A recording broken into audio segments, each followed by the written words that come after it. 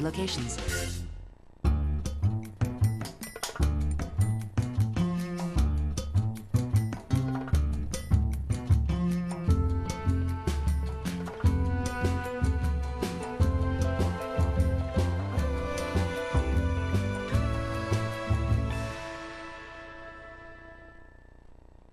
Good afternoon. Thanks for joining us on TCM. I'm Ben Mankiewicz. We are wrapping up a trio of movies featuring marriages on the verge of divorce. That might sound heavy, but right now we're examining the hilarious side of a marriage coming to an end.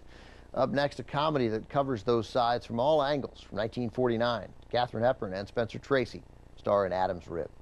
Hepburn plays a defense lawyer who decides to represent a woman on trial for attempting to murder her philandering husband.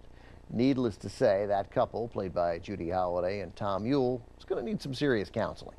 And Hepburn has a husband of her own to think about. He happens to be the district attorney prosecuting the case, played by Spencer Tracy, naturally.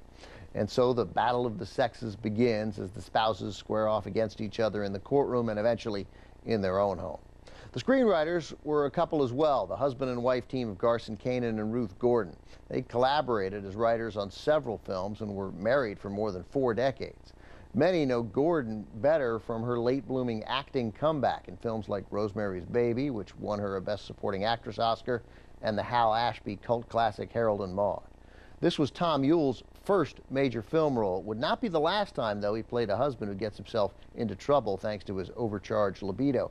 Famously, 6 years later, he put his marriage to the test for a chance to woo Marilyn Monroe in the 1955 comedy The 7-Year Itch. But right now, from director George Cukor and MGM in 1949, here are Tracy and Hepburn in Adam's Rib.